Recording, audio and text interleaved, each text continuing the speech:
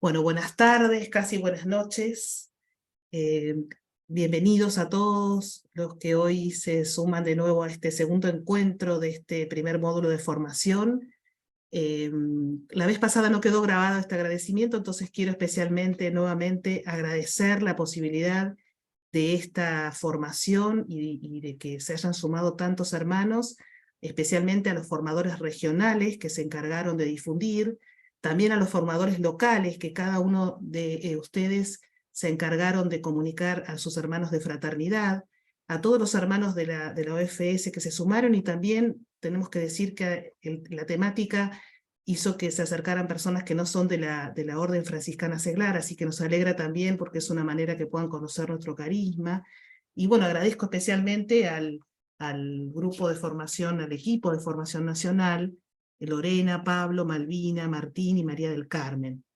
Bueno, el tema de hoy va a ser el diálogo y la comunicación en la familia, y le paso entonces la palabra a Lorena, que ella va a hacer la moderación. Bueno, buenas tardes, hermanos. En este segundo encuentro contaremos con los dos exponentes, Malvina y Fray Martín, el diálogo y la comunicación en la familia. Para una mejor exposición del mismo, habrá un primer momento que expondrá Malvina y luego Fray Martín, y dejaremos un segundo momento para las preguntas. Las mismas las vamos a escribir en el chat y les pido que sean dirigidas, ¿no? Que mencionen si a Malvina o a Fray Martín. Este encuentro será grabado para que después podamos difundirlo, ¿sí? Y será de 19 a 20 horas. Siendo las 20 horas, se dejará de grabar y pasaremos a unos 15-20 minutos para continuar el diálogo. Así que, hermanos, les presento a Malvina. Malvina Victoria Correa es la responsable de formación de la JUFRA, ¿sí? Está la JUFRA con nosotros, así que es profesora de educación superior en ciencias de la educación y estudiante de tecnicatura de niñez, adolescencia y familia. Te escuchamos, Malvi. Hola, buenas tardes a todos. Me siento muy feliz de poder estar compartiendo este encuentro con ustedes y les agradezco mucho que se hayan tomado un tiempito de su día para que podamos charlar. Junto a Martín y junto a todo el equipo de formación rezamos y pensamos mucho en estos encuentros, así que esperamos que les sean útiles a todos.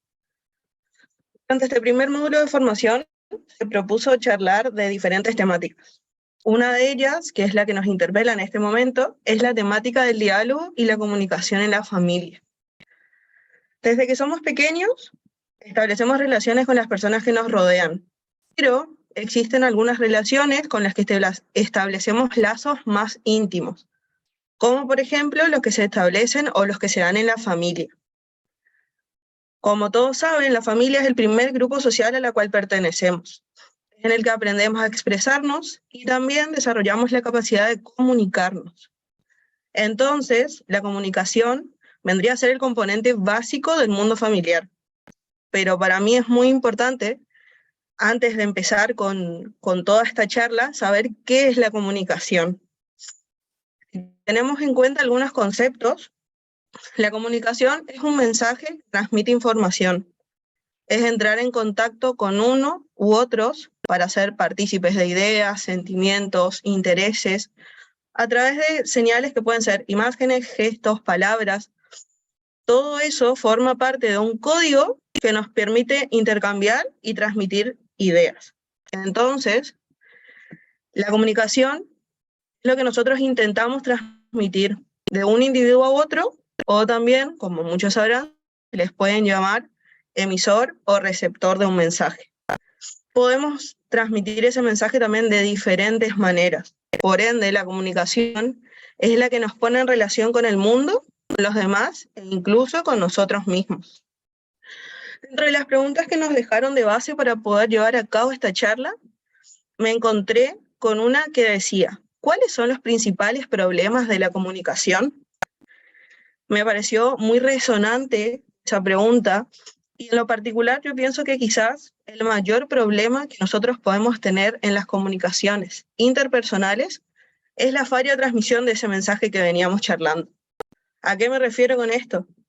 Me refiero al hecho de comunicarse no solo es transmitir información o estar interactuando con otras personas, sino que es un proceso donde no debería haber ninguna discrepancia. Es decir, el mensaje debería llegar de una manera u otra sin ningún problema.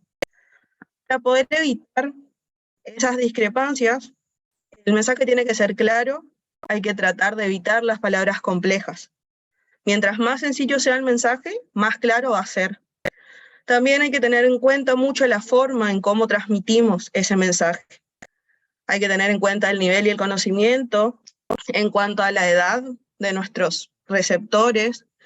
Hay que expresarse de forma concreta, sin tantos rodeos. Y muchos otros tips que podemos ir viendo a lo largo de la charla nos van a ayudar a poder mantener una mejor comunicación. Y quizás se me hizo muy resonante también, otro de los grandes problemas en la comunicación es que muchas veces nosotros escuchamos solo para responder y no para tratar de comprender. Durante la primera charla que tuvimos para armar este encuentro con Martín, hablamos sobre esto.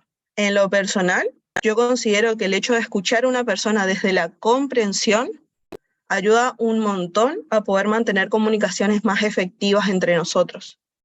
La escucha es otro componente importantísimo dentro de la comunicación, sobre todo en los vínculos familiares.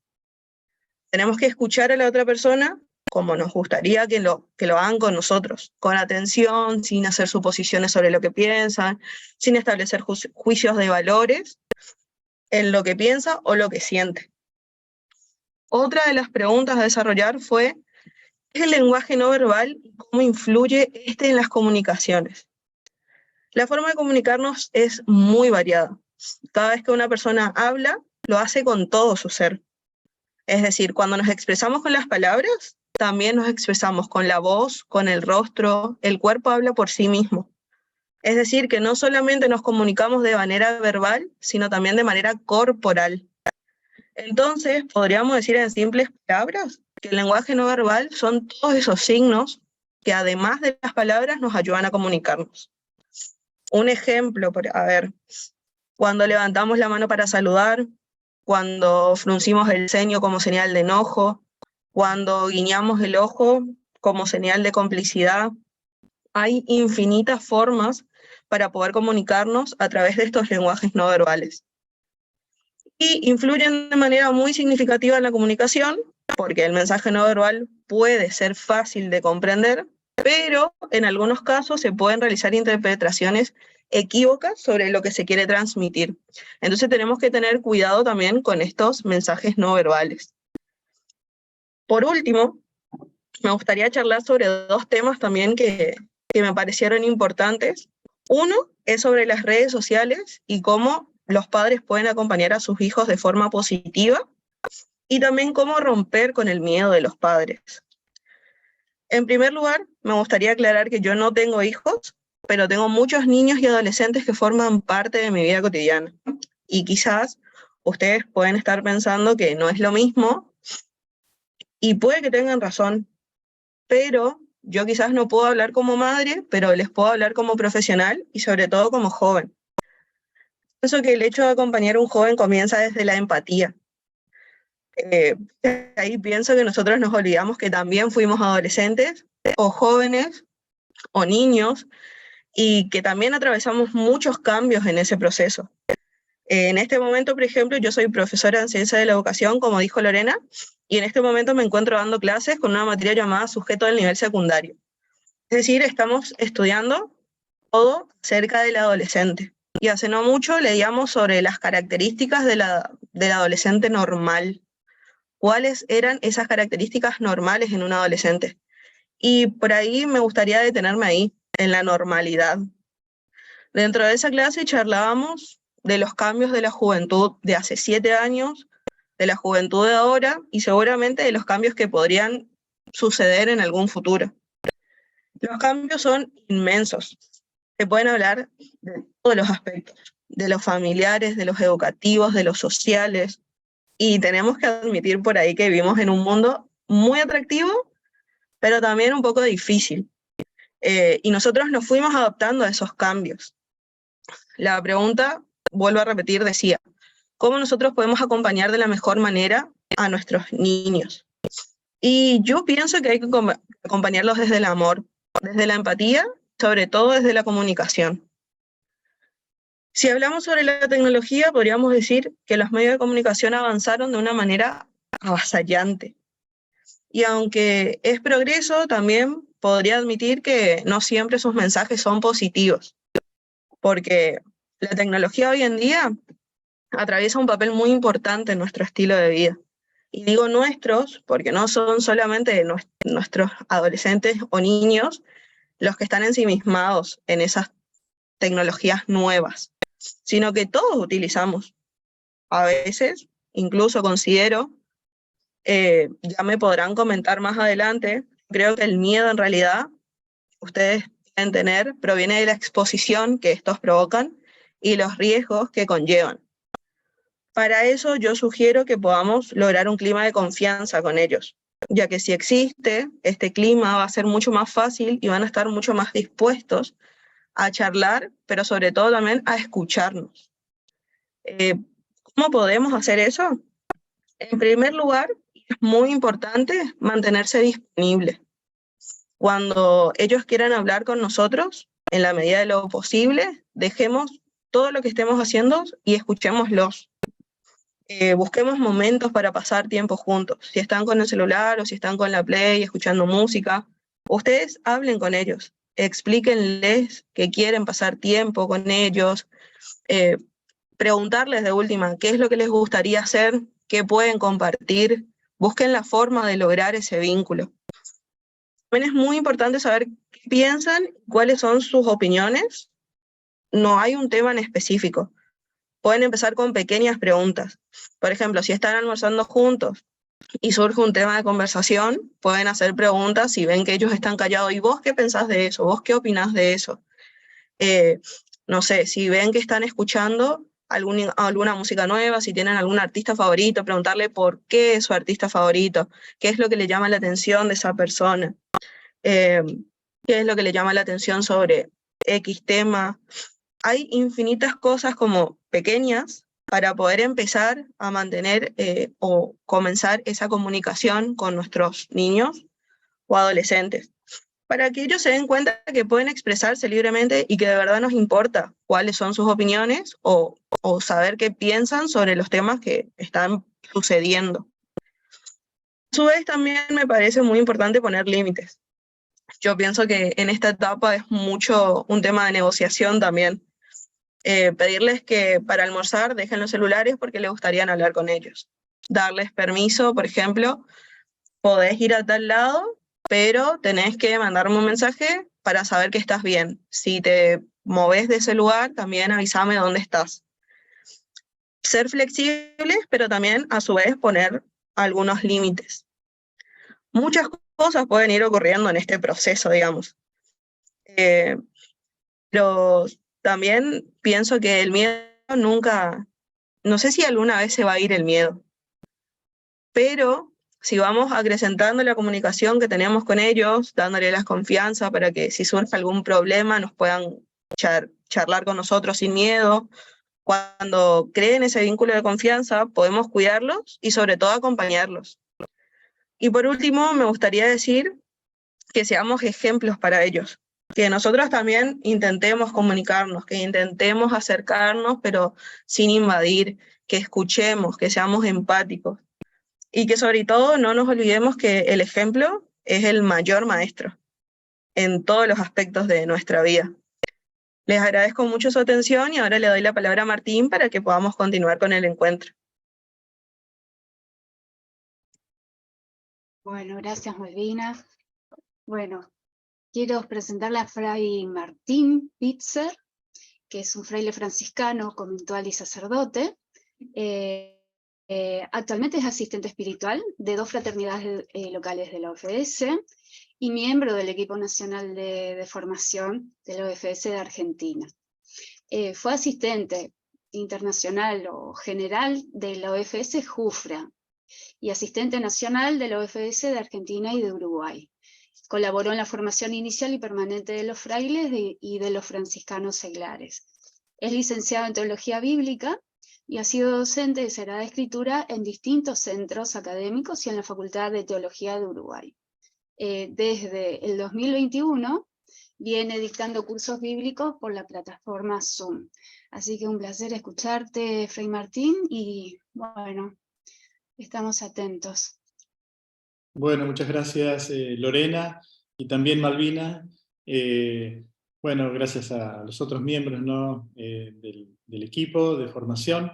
Creo que estamos abordando temas muy, muy importantes para nuestras familias, ¿no? Que es, yo creo, la institución más agredida en este momento, ¿no? En mi presentación voy a exponer dos temas que están vinculados entre sí, ¿no? En la primera parte, las características del diálogo, siguiendo a un santo, San Pablo VI, Papa, y en la segunda parte, la formación de la conciencia personal como presupuesto indispensable para el diálogo interpersonal. Entonces, vamos a comenzar con las características del diálogo. Así que yo voy a comenzar compartiendo pantalla. Mientras tanto, ustedes van a tener que pensar en 30 segundos al menos una o dos características del diálogo. ¿Las escriben o las piensan? Ya pueden empezar.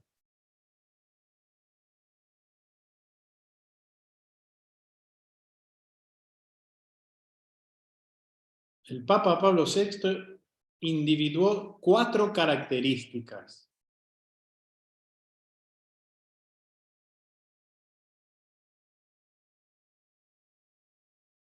Bien, entonces, a ver si adivinaron. Malvina seguramente que ya adivinó. Excelente. Entonces, la primera característica del diálogo, que no puede faltar, la claridad. Malvina ya se refirió a esto, ¿no es cierto? La segunda, la mansedumbre. Algunos traducen humildad, pero tiene que ver con Jesús, manso y humilde de corazón.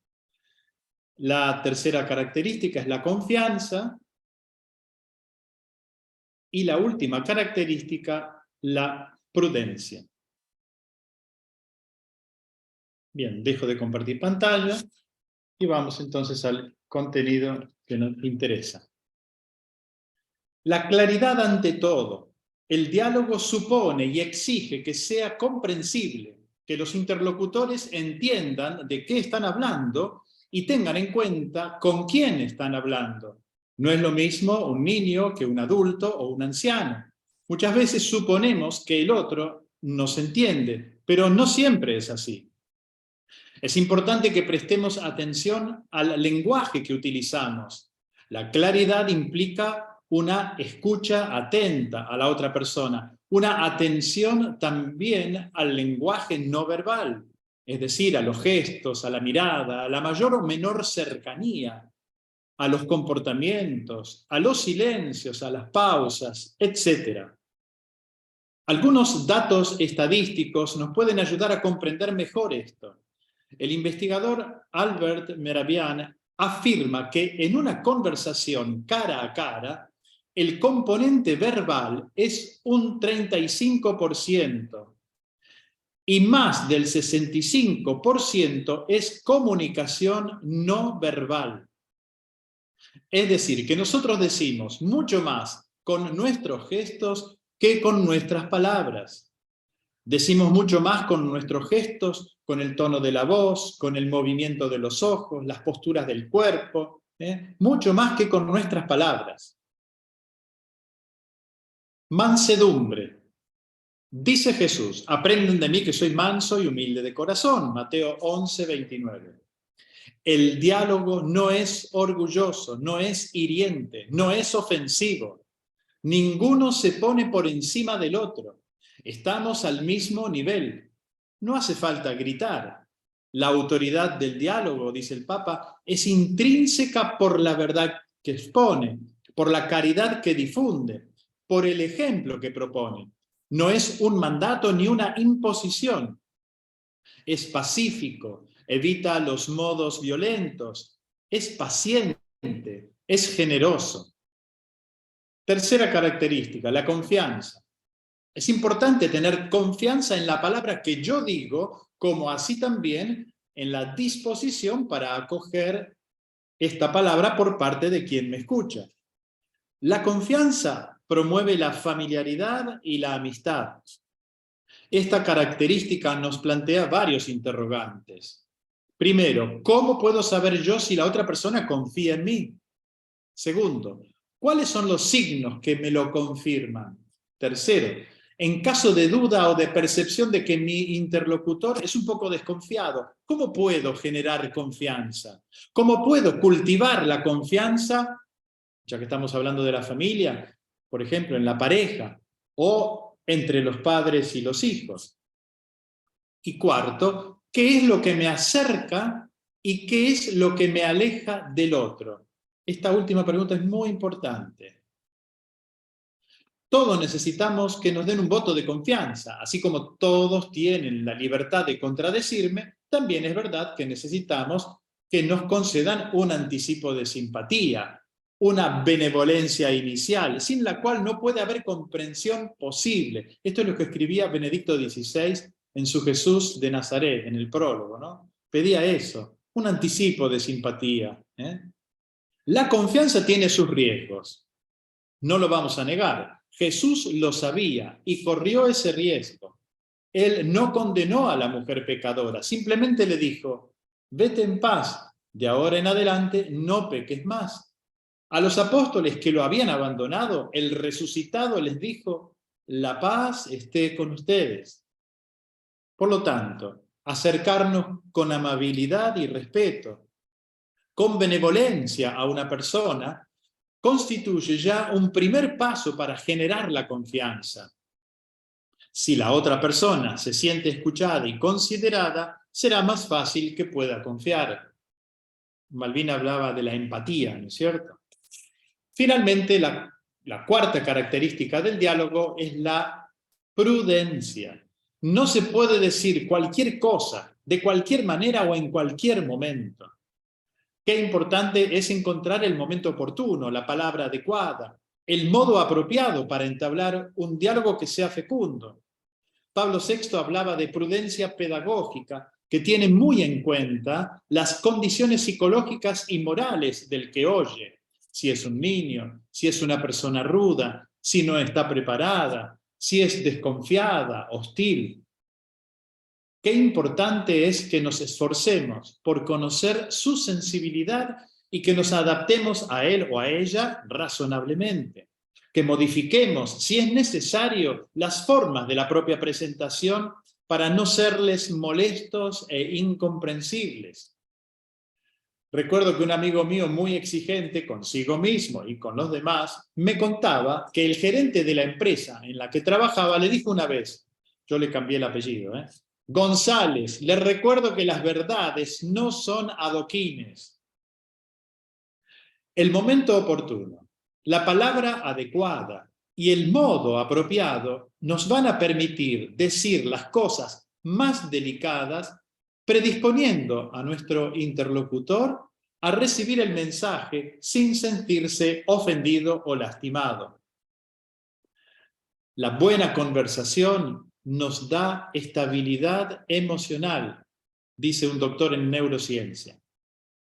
Por su parte, el Papa Francisco nos invita a diseñar una cultura que privilegie el diálogo como forma de encuentro.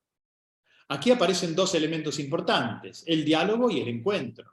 Para dialogar tenemos que encontrarnos y viceversa. Para que las personas puedan encontrarse realmente, no basta que estén físicamente presentes, sino que puedan entablar un diálogo que los acerque. La presencia o la ausencia de los miembros de una familia no son elementos indiferentes a la hora de evaluar la calidad de la comunicación y de las relaciones interpersonales. Un padre ausente deja huellas imborrables en la maduración evolutiva de los hijos y viceversa. La presencia positiva de los padres ayuda enormemente al crecimiento afectivo de los hijos. Es que el diálogo supone relación. Prestar atención al tipo de relación que se genera es fundamental, pues así como se puede establecer una relación de ayuda con la otra persona, también se puede fomentar una relación enfermiza, inmadura, que en vez de generar un mayor espacio de libertad, generan una dependencia patológica.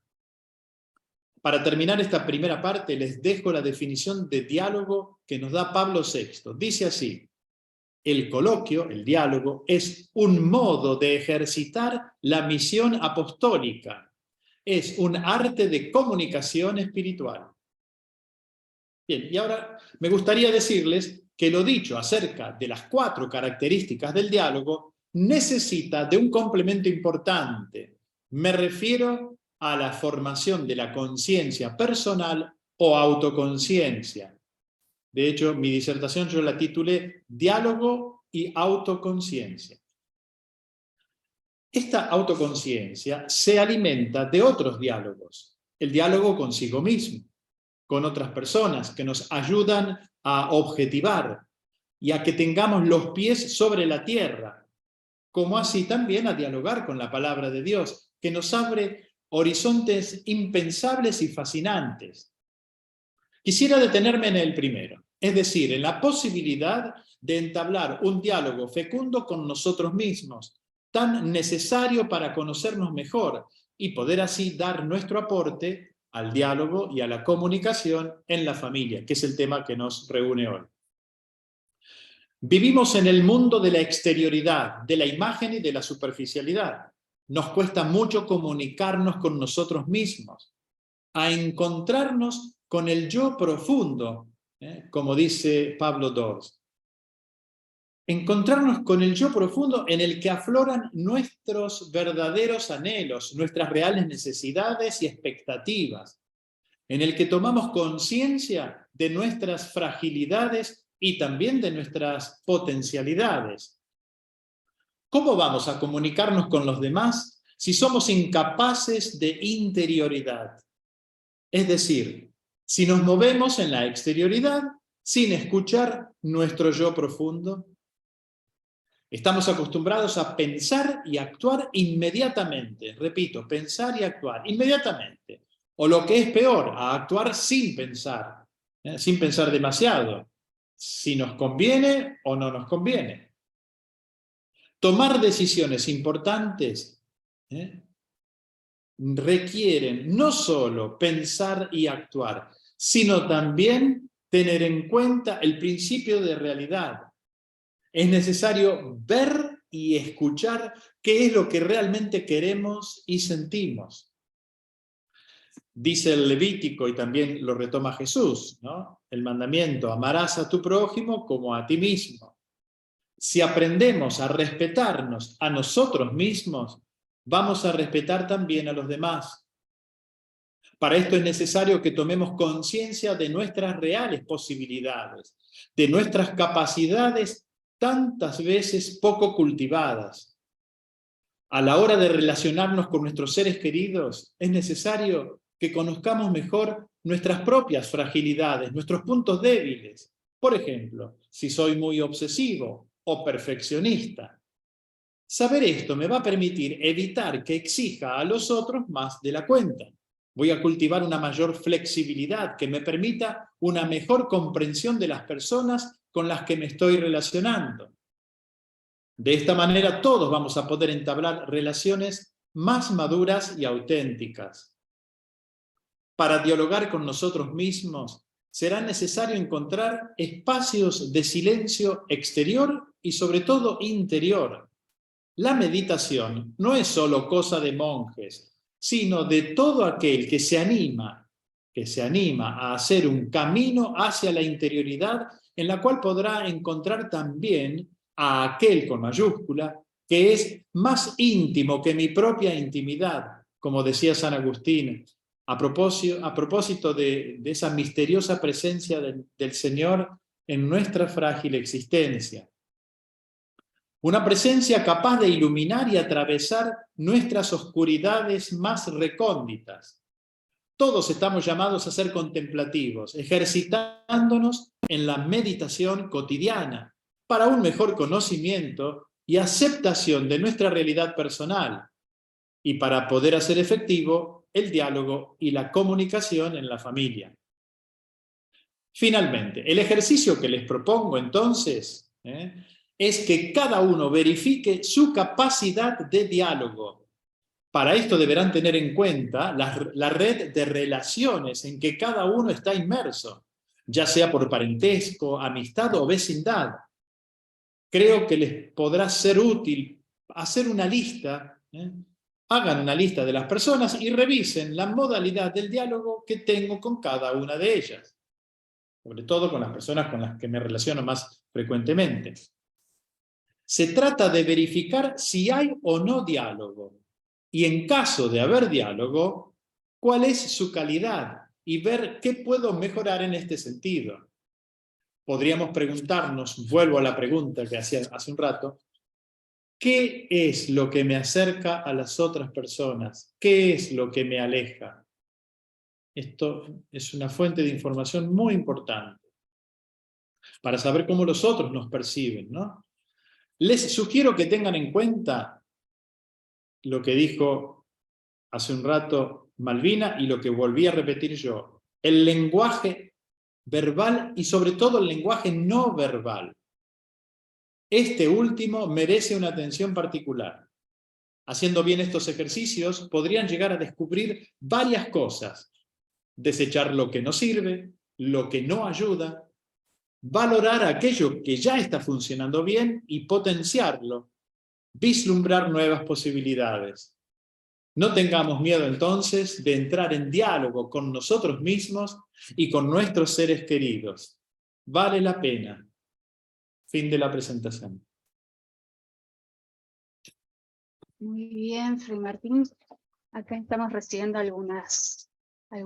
hemos recibido algunas preguntas y creo que va unido a lo que dijiste recién, a una pregunta a Malvina, que Malvina nos habla del lenguaje no verbal. ¿Puede el lenguaje no verbal mejorar nuestra comunicación familiar? Sí. El lenguaje no verbal puede ayudar o complicar, como había dicho un poco durante la presentación.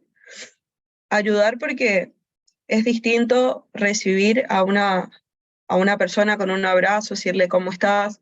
Cuando lo estamos escuchando, por ejemplo, no agarrar el teléfono.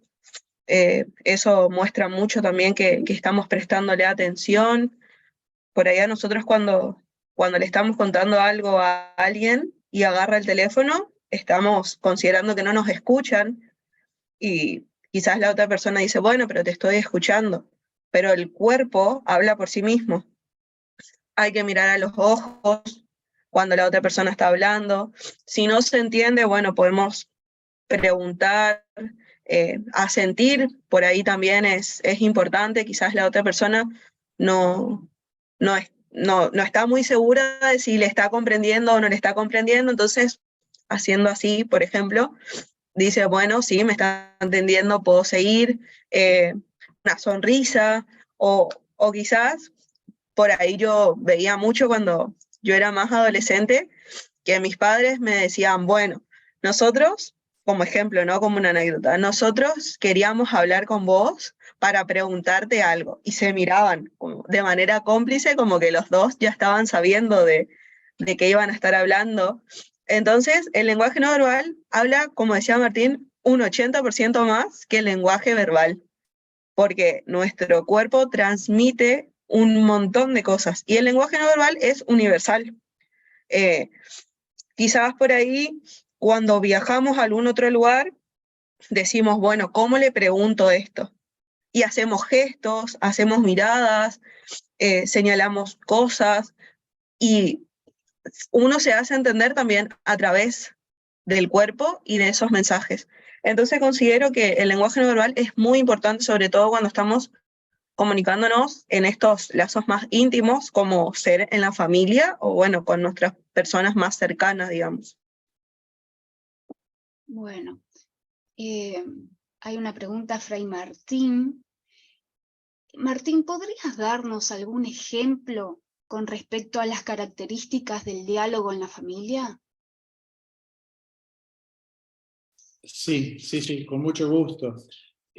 Bueno, algo ya había adelantado Malvina cuando dijo que a veces nosotros oímos a nuestro interlocutor, oímos que está hablando, pero no le prestamos atención. Estamos esperando que termine de hablar para decir nosotros nuestra idea, ¿no? Eso pasa mucho en la familia. A veces somos más respetuosos con la gente de afuera que con nuestros propios familiares. Atención a esto, ¿no? Me gustaría, para dar ejemplos, distinguir dos cosas. Una cosa es el diálogo cara a cara, cuando estamos enfrente uno al otro, que le podemos ver el lenguaje no verbal, los gestos. Y otra cosa es el diálogo a través de las redes, por ejemplo, ¿no? No es lo mismo mandar un mensaje de texto o un audio, porque a veces eso se puede prestar a confusión. Una audioconferencia o una videoconferencia como la que estamos teniendo en este momento, ¿no?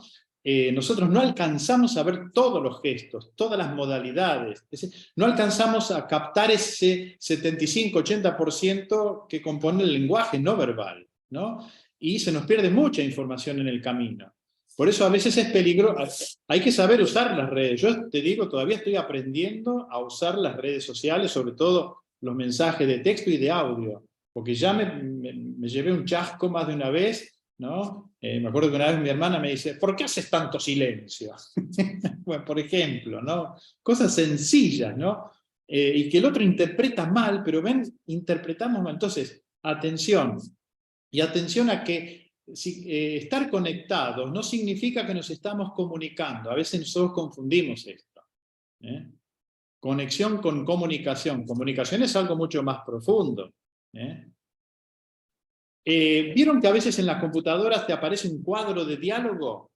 Bueno, ahí quiero darles otro ejemplo. A veces no sabemos ni siquiera dialogar con una computadora, con una máquina, ¿no? Porque la máquina nos dice, usted haga esto, y después haga esto y haga esto. Y nosotros hacemos otra cosa. O sea, no prestamos atención. Ahí tenés un ejemplo de que no prestamos atención, ¿no? Vamos a la familia, vamos, por ejemplo, a la pareja. Pero antes de hablar de la familia, me gustaría ir a la pareja, incluso antes de hablar del matrimonio. ¿Por qué digo la pareja? Porque antes de comprometerse, sería importante que la pareja, que aquellos que se van a casar, pongan sobre la mesa un montón de cosas, se planteen muchas cosas. Por ejemplo, si van a tener hijos, ¿cuántos hijos? Aproximadamente, ¿cuántos hijos van a tener? ¿No? No lo pueden discutir después que se casaron, esas cosas. O qué educación le van a dar a los hijos. Esas cosas hay que discutirlas antes. O ya cuando estamos en el matrimonio pasamos a otro tema, por ejemplo el tema de la administración, ¿no? Que a veces trae muchos inconvenientes. Entonces, las 4 características del diálogo son importantes. Primero la claridad, habíamos dicho, ¿no es cierto? Es muy importante. Y cuando no entendemos lo que el otro nos dice, no tengamos miedo de preguntar, de que nos aclare qué quisiste decir. A veces en las conferencias, ¿no? Es bueno que la gente haga preguntas y que pida aclaraciones, ¿no? A veces nos da vergüenza, tenemos temor. Bueno, pero en la familia es importantísimo la claridad. Es importantísima en la familia, por ejemplo, la segunda característica, que es la mansedumbre o humildad, es decir, no ponerse uno por encima del otro, evitar los modos violentos. Hoy se usa mucho la palabra las chicanas, o las ironías son muy hirientes. No, mansedumbre. Los dos estamos al mismo nivel y dialogamos. Y hay que aprender a ponerse al nivel de los hijos también. La confianza. Si no hay confianza, el diálogo se bloquea. Eso lo sabemos todos. Lo sabemos. Entonces, la mansedumbre, la humildad nos permite estar al mismo nivel y ser realistas. Hablamos sobre cosas reales, concretas. La confianza nos permite acoger al otro. Por eso la importancia de esa pregunta, ¿qué es lo que me acerca y qué es lo que me aleja del otro? ¿no? Y finalmente, para la prudencia, decíamos, no se puede decir cualquier cosa en cualquier momento y de cualquier manera. Hay cosas delicadas que hay que buscar el momento oportuno, la palabra apropiada, sobre todo si queremos tener éxito, si queremos que llegue a buen puerto nuestro mensaje, ¿no? El diálogo. Bueno, hay mucho más para decir, ¿no? Y con los hijos, bueno, ni que hablar, la educación de los hijos, evitar los dobles mensajes. Por ejemplo, recién contaban algo, en la respuesta que dio Malvina, contó que los papás estaban de acuerdo, no le mandaron un doble mensaje. Ella vio enseguida, por el lenguaje no verbal, que los dos estaban en complicidad, ¿no es cierto? Eso es muy importante, ¿no? Si papá dice A y mamá dice B, y bueno, sonamos. Ya pierden autoridad los padres, y bueno, y el mensaje no llega. Y la importancia de los límites. No es fácil educar a los niños, y hay que empezar de niños, No hagan como aquella señora que fue al médico y le dice, doctor, ¿a qué edad empiezo a educar a mi hijo? Señora, ¿qué edad tiene su hijo? Y tiene 4 años. Bueno, ya perdió 4 años, señora, de su vida. Hay que empezar tempranito, evitar los dobles mensajes y ayudar a los hijos a que desarrollen sus potencialidades, sus capacidades. Es muy común que un niño, por ejemplo un varoncito, quiera ser como Messi, pero capaz que no tiene las capacidades de Messi, pero tiene otras capacidades. No tiene por qué imitar o esforzarse por ser lo que no es. Entonces, bueno, fíjense, es todo realmente, y todo esto pasa a través del diálogo, Todo esto pasa a través de la comunicación y el diálogo. Realmente nosotros nos convertimos en artesanos de cultura y de cultura del encuentro y de la educación, ¿no? Bueno, me paro aquí. Gracias, Martín. Estamos recibiendo muchas preguntas, así que vamos a ver en este tiempo. Débora, hay una pregunta. ¿Cómo para Fray Martín, ¿puede relacionar este tema con la regla OFS artículo 19? Sí. Bueno, la regla habla en 3 lugares del diálogo. Y justamente el lugar más importante es este artículo 19, la regla de la OFS, artículo 19 dice, como portadores de paz y conscientes de que la paz ha de construirse incesantemente, indaguen los caminos de la unidad y de la inteligencia fraterna mediante el diálogo, confiando en la presencia del germen divino que hay en el hombre y en la fuerza transformadora del amor y del perdón. En realidad este artículo tiene 3 párrafos. Yo leí el primero. En el primer párrafo se habla del diálogo. Y fíjense, como llamado a construir la paz, artesanos de la paz. Por eso comienza diciendo, como portadores de paz y conscientes, el tema de la conciencia, de que la paz hay que construirla incesantemente. Y fíjense a qué nos invita la regla, a investigar los caminos de la unidad y de la inteligencia fraterna. Es una actividad terrible que hay que hacer en nuestras fraternidades, en nuestras familias. Indagar, buscar los caminos de la unidad y de la inteligencia, como la herramienta es el diálogo, mediante el diálogo. Y confiando que hay un germen divino en las personas, bueno, lo que me da confianza para no bajar los brazos. Mirá, Fray Martín, acá hay una... Hola Miriam, ¿dónde estás? Bueno, ¿cómo, dice Miriam Becker, cómo remontar un diálogo con personas que hablan con sorna? ¿Que hablan con? Sorna. O sea, como que se están burlando de uno. Yes. Ajá. Bueno. ¿Cómo remontar un diálogo con personas que hablan con sorna? Capaz que tienen la experiencia con jóvenes, ¿no? A veces los adolescentes te prueban, ¿no? Yo recuerdo que a mí me mandaron a celebrar una misa a Fray Bentos, y cuando entré en el grado, en uno de los grados creo que era, más que grados eran de secundaria, era 4º año, 5º año, yo me acuerdo que tenía que hablar de San Francisco de Asís, ¿no? Y claro, las preguntas que me hicieron, una de las preguntas propias de adolescente es, ¿cómo fue que San Francisco se desnudó frente al obispo en medio de la plaza, en medio de la gente? Y me miraban con sorna y me estaban pero queriendo sobra. Bueno, la persona, yo les comparto lo que hice. Ese muchacho que me hizo la pregunta, yo me acerqué a él, lo miré a los ojos y le respondí.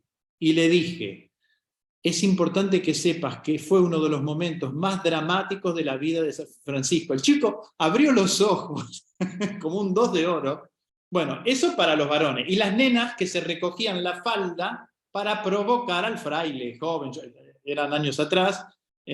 O sea que me provocaron terriblemente esos chicos durante toda la hora. Yo me di cuenta de eso al comienzo. Y al comienzo yo dije, tuve que tomar una decisión, o me quedo o me voy, porque acá, acá la mano viene muy brava. Y decidí quedarme y aceptar el desafío. ¿Saben? Cuando sonó el timbre, los chicos me aplaudieron. Yo no lo podía creer. ¿Por qué? Porque les puse un límite. Los chicos quieren que uno les ponga un límite, ¿no? Lo piden a gritos. Bueno, la catequista, que era una tonta, que me disculpe, pero por si ustedes no la conocen, nunca les ponía un límite. Entonces los chicos se les subían a la cabeza y esa hora de religión o de catequesis era la hora de la diversión más que de la catequesis. Entonces, bueno, eso, ¿no? Creo que hay que ir a los ojos, a la interioridad de la persona y elevar el nivel, no achicarnos, no amilanarnos, y tratar de, bueno, en lo posible, tampoco le puedo poner una pistola en la cabeza al otro para entrar en diálogo, ¿no? Pero creo que nosotros tenemos que elevar el nivel y no entrar en el juego.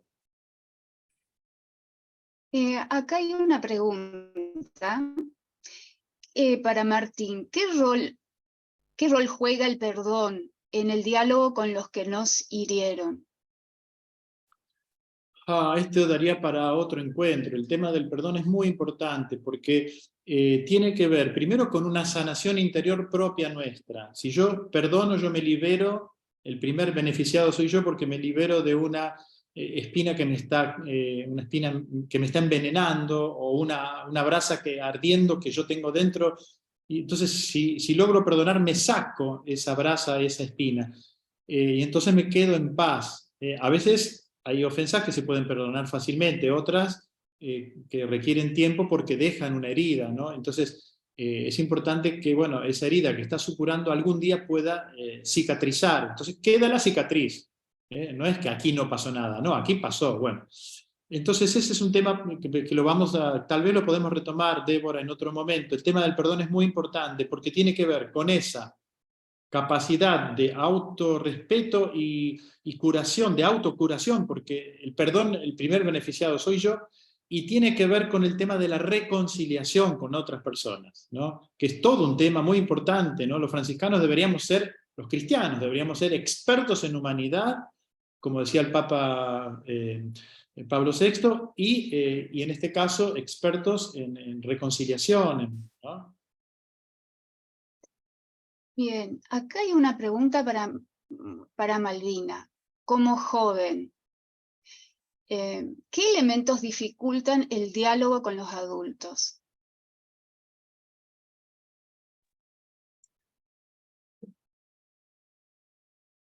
Una de las cosas que más dificultan el diálogo quizás es que como cuando vos sos joven, estás pasando por un montón de procesos internos que crees que los padres no van a entender porque son tus padres, digamos. Entonces, vos cuando querés charlar o cuando querés conversar, quizás a mí me pasaba mucho de decir, bueno, nunca pensé, ellos también fueron jóvenes, me van a ayudar. Por eso pienso mucho que la confianza es muy importante, el diálogo es muy importante.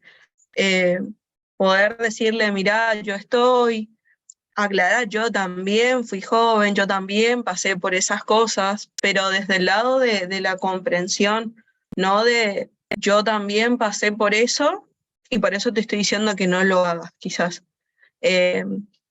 Eso creo que es una de las cosas que dificultan. la comunicación, el hecho de que como joven no pensás que te puedan comprender por todos esos procesos que uno está pasando, y quizás la confianza se va construyendo de a poco, por supuesto. Y es eso lo que hay que poder crear para poder tener esa conversación o ese vínculo con nuestros padres. Gracias, Malvina. Nos están llegando muchas preguntas, así que vamos a ver en estos últimos 10 minutos que nos quedan. Cintia Pires, para Fray Martín, dice, ¿cómo no caer en la repetición continua y no ser pesada, entre comillas, en algo que me genera dificultad para transmitir en el diálogo? Bien, aquí hay un tema que hemos, digamos, indicado, pero así casi de pasada y que nos viene muy bien retomar ahora, que es el de las preguntas. Los adultos a veces hacemos afirmaciones y sería muy oportuno saber manejar las preguntas. Dejarle una pregunta, una interrogación al otro. Por ejemplo, una afirmación, yo te digo algo y vos podés rechazarlo o aceptarlo. ¿Sí o no? En cambio, la pregunta queda dando vuelta. Es tremenda la pregunta, y hay algunas preguntas que son tremendas. Vos te vas a dormir y te sigue dando vuelta en la cabeza la pregunta. Por ejemplo, me acuerdo una vez que yo no me acuerdo del problema, pero que tenía que resolver un tema y mi madre estaba cocinando, yo tendría 10 años, y me acerqué a la cocina, bueno, creo que le ayudé a pelar las papas, las zanahorias, y le digo, mamá, tal cosa, y mi madre, en vez de responderme, me dijo, ¿y vos qué harías? Es decir, me mató porque yo esperaba que me resolviera el problema, y el problema lo tuve que resolver yo. Y edad tenía para resolver ese problemita. Así que bueno, fue todo un aprendizaje eso para mí, ¿no? Porque me pasó la responsabilidad. Yo creo que tenemos que educar a la responsabilidad. Y las preguntas nos pueden ayudar muchísimo, más que las afirmaciones. Tenés que ser así, o tenés que hacer esto. Por eso hay que cultivarlo esto. Hay que ser muy creativos. Nosotros ahora no podemos dar una receta a todo. Simplemente eso, ¿no?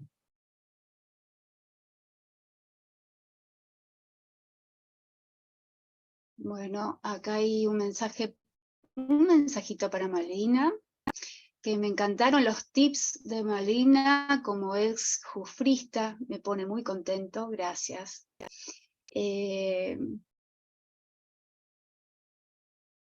A ver, tenemos unos minutos para algunas preguntas más.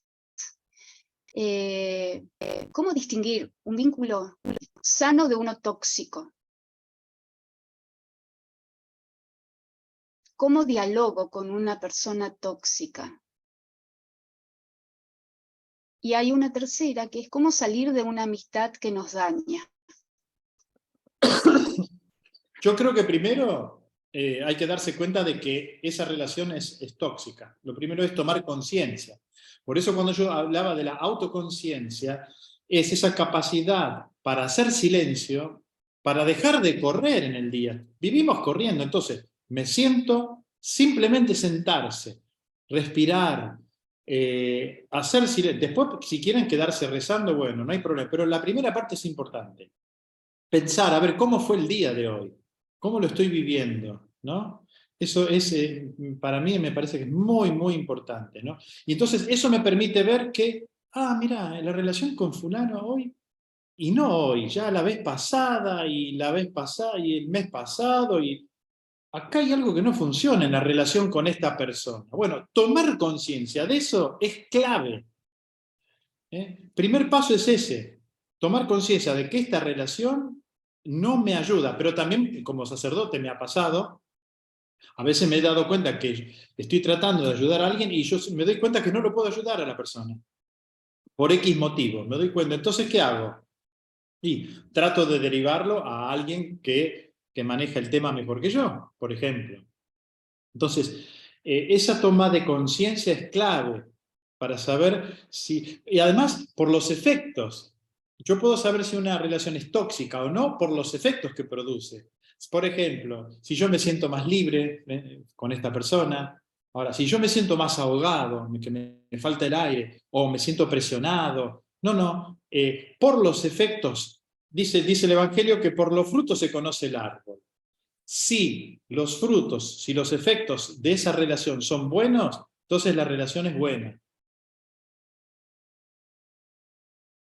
No sé, Malvina, si querés decir, o Débora también.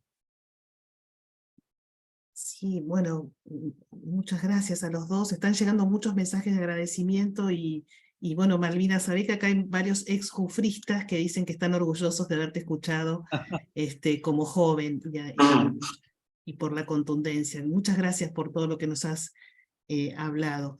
Hay algunos que han preguntado, pero eso quizás daría para otra charla, porque ya lo han mencionado también en el formulario, que es la cuestión de la violencia, los tratos violentos, ¿no? Que hay distintos tipos de violencias. A veces hay violencias que no son necesariamente físicas, pero sí psicológicas, ¿no?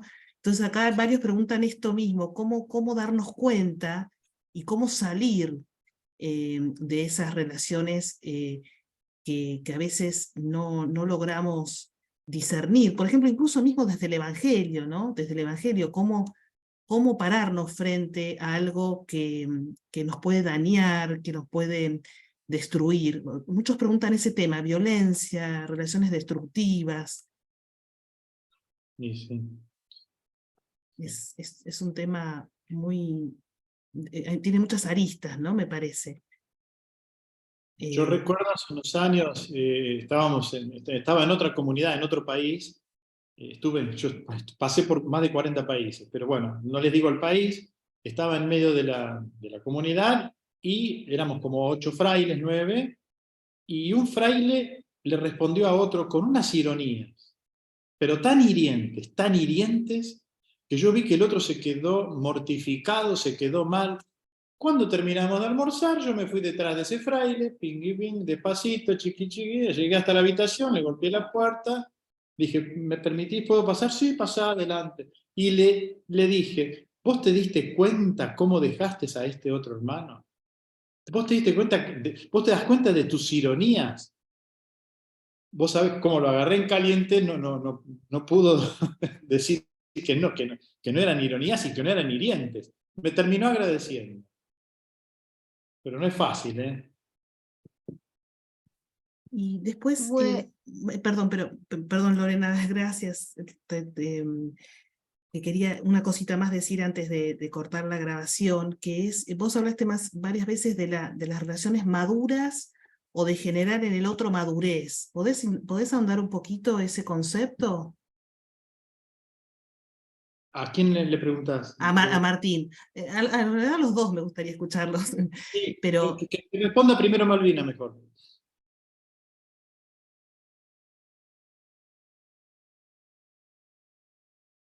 Ahí está, me estaba desilenciando, perdón.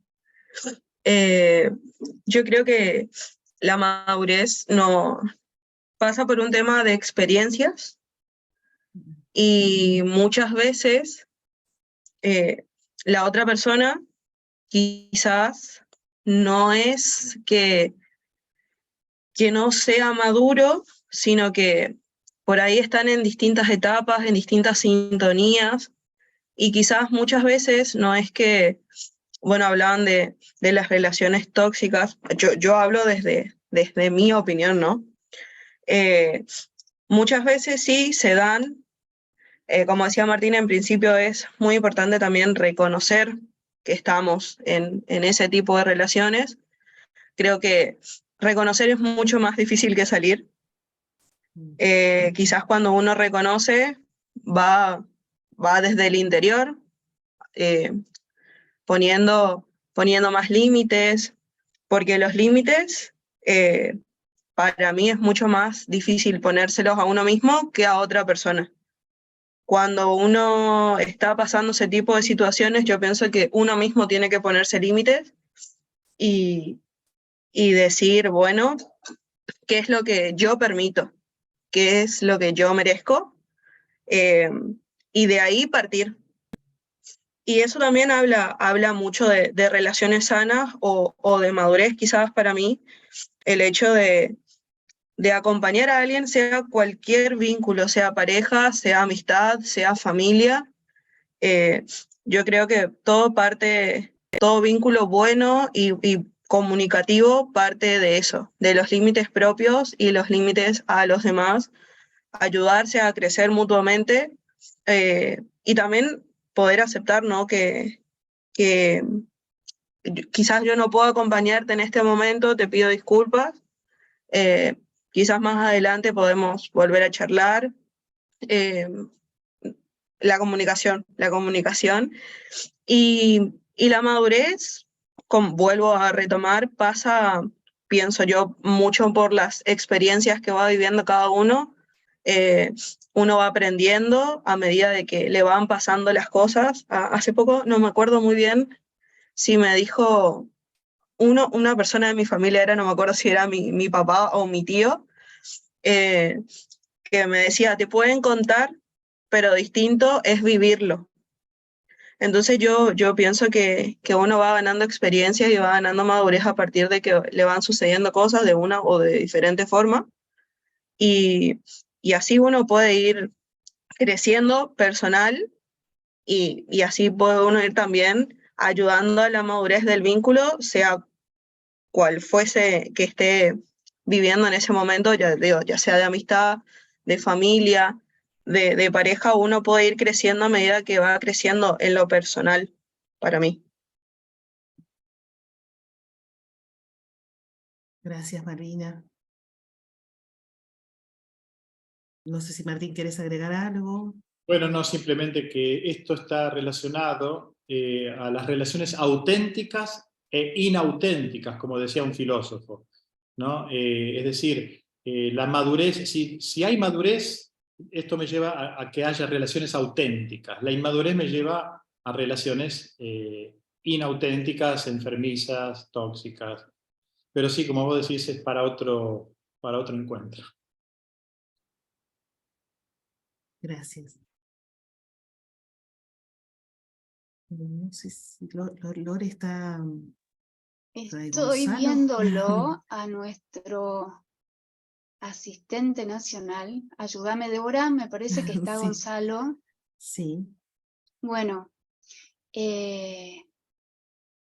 bueno, hay otro mensaje de Miriam, realmente qué buenos temas. Evidentemente esto, como venimos viendo, da para mucho más, así que bueno, se va a tratar de seguir abordando y profundizando en esto, ¿no? Que es un desafío también el diálogo en estos encuentros, y que yo sin duda con todo el equipo creemos que esto es posible también seguir profundizando en las fraternidades, así que animarlos a todos a que esto se siga ¿no? difundiendo a los hermanos que por ahí en este momento no se pueden conectar. Así que si está Fray ¿te parece, Débora? A ver si... Y demás, si le pedimos la bendición a Fray Gonzalo. Sí, no sé Buenas si... noches, hermanos, ¿cómo están? ¡Ay! Buenas noches, Gonzalo. ¿Cómo están ustedes? Muy bien. Acá estamos, muy bien. Me alegra escucharlo. ¿Qué tal, hermano Martín? Tocayo.